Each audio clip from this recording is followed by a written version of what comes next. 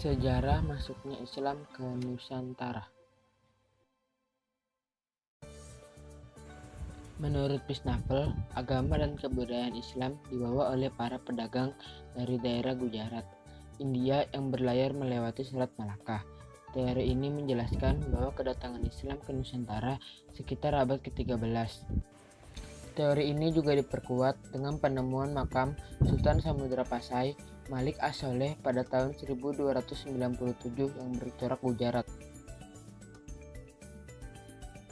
Yang kedua, menurut Usen Jayadiningrat, Islam masuk ke Nusantara melalui para pedagang yang berasal dari Persia, bukan dari Gujarat. Persia adalah sebuah kerajaan yang saat ini kemungkinan besar berada di Iran. Teori ini tercetus karena pada awal masuknya Islam ke Nusantara di abad ke-13. Selain itu, adanya beberapa kesamaan tradisi Indonesia dengan Persia dianggap sebagai salah satu penguat.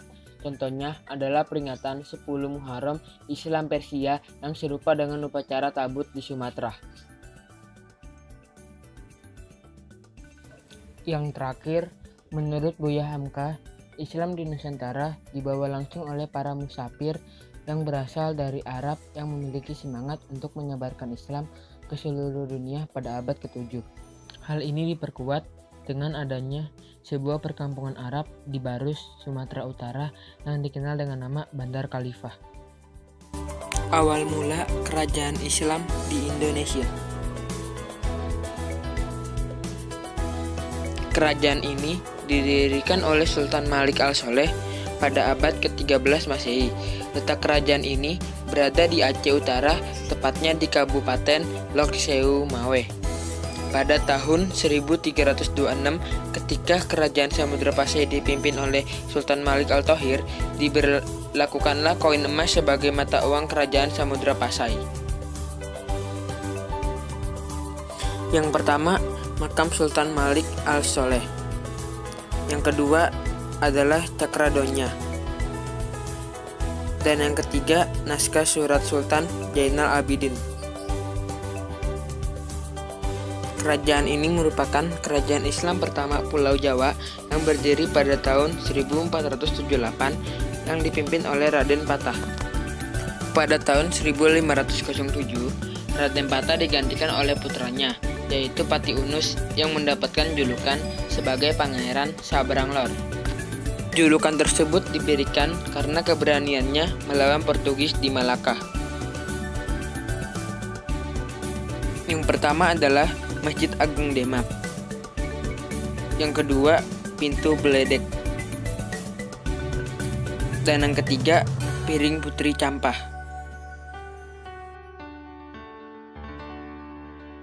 1. Tokoh-tokoh sejarah Islam di Sumatera.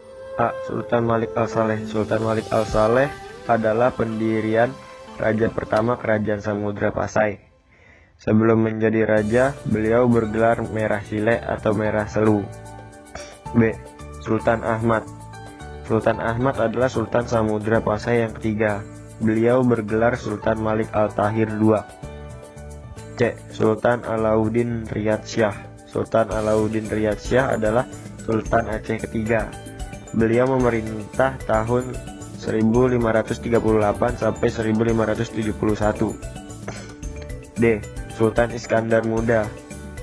Sultan Iskandar Muda adalah Sultan Aceh yang ke-12. Beliau memerintah tahun 1606 sampai 1637. 2. Tokoh-tokoh sejarah Islam di Jawa. A. Sunan Gresik atau Maulana Malik Ibrahim. Sunan Gresik juga dikenal dengan nama Maulana Malik Ibrahim, Maulana Maghribi atau Sheikh Maghribi, dan Jumaidil Kubra. B. Sunan Ampel atau Raden Rahmat. Nama asli Sunan Ampel adalah Raden Ahmad. Beliau adalah putra Maulana Malik Ibrahim. Beliau dilahirkan di Campa, Aceh sekitar tahun 1401. C. Sunan Bonang. Maulana Makdum Ibrahim.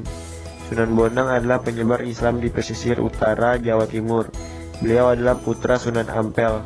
Nama lain beliau adalah Maulana Makdum Ibrahim atau Raden Ibrahim. Ketika masih remaja, bersama dengan Raden Paku, Sunan Bonang dikirim oleh Sunan Ampel ke Pasai Anak untuk memperdalam ilmu agama. Proses penyebaran agama Islam di Indonesia. Yang pertama, perdagangan. Pedagang-pedagang Islam dari atas, Persia dan Gujarat memegang peranan penting dalam penyiapan agama Islam di Indonesia. Tidak hanya berdagang, tetapi juga berdakwah. Yang kedua, perkawinan. Pedagang Islam yang datang ke Indonesia, lalu mereka menikah dengan wanita-wanita pribumi. Yang ketiga, pendidikan. Penyebaran Islam melalui pendidikan dilakukan Islam melalui pesantren, khususnya oleh para kiai. Yang keempat, tasawuf, ajaran untuk mendekatkan diri kepada Allah Subhanahu wa Ta'ala. Yang kelima, dakwah. Pendatang Muslim yang ke Indonesia untuk menetap maupun yang tidak memang berniat untuk berdakwah. Yang keenam, kesenian. Penyebaran agama Islam terlihat juga dari seni bangunan, seni musik, seni pahat, dan seni sastra. Pengaruh agama Islam pada masa Islam. Yang pertama, pada bidang agama, yaitu berkembangnya pusat kerajaan Islam dan penyebarannya.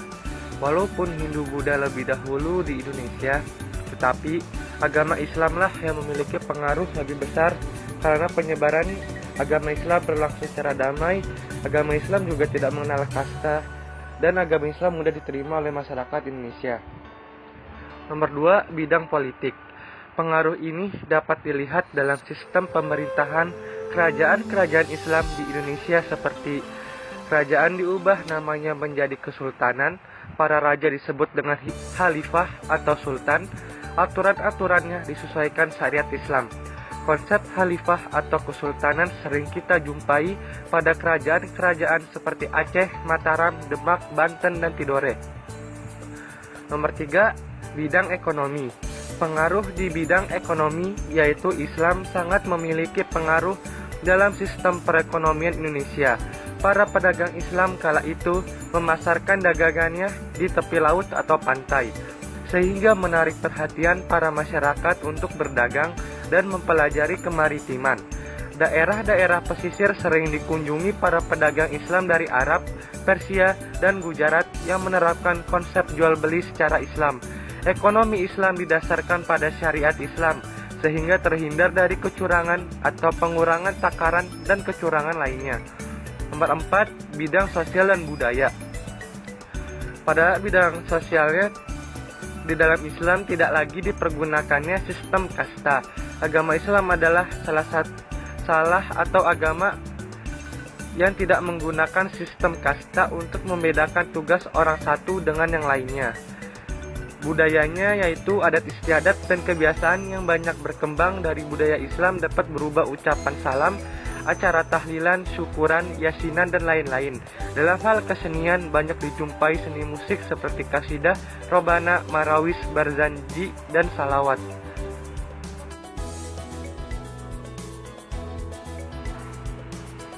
Semua kerajaan Islam mengalami keruntuhan ketika Indonesia mulai memasuki masa kolonial disebabkan karena datangnya penjajah dari negeri barat seperti Belanda, Inggris, dan Portugis. Saat mereka di Indonesia, mereka melakukan strategi yaitu melakukan adu domba kepada antar kerajaan Islam di Indonesia, sehingga menyebabkan kerajaan-kerajaan Islam mengalami perpecahan dan keruntuhan. Keruntuhan kerajaan Islam juga disebabkan karena tertinggalnya Indonesia dari negara-negara Eropa dari segi persenjataan dan kemajuan teknologi, sehingga sangat sulit untuk menghadapi pada masa kolonial. Selain itu, keruntuhan juga disebabkan karena mulai serakahnya petinggi kerajaan terhadap kekuasaan di kerajaan Islam dan kurangnya sikap saling percaya antar pemegang kekuasaan. Itulah yang menyebabkan keruntuhan kerajaan Islam pada masa kolonial.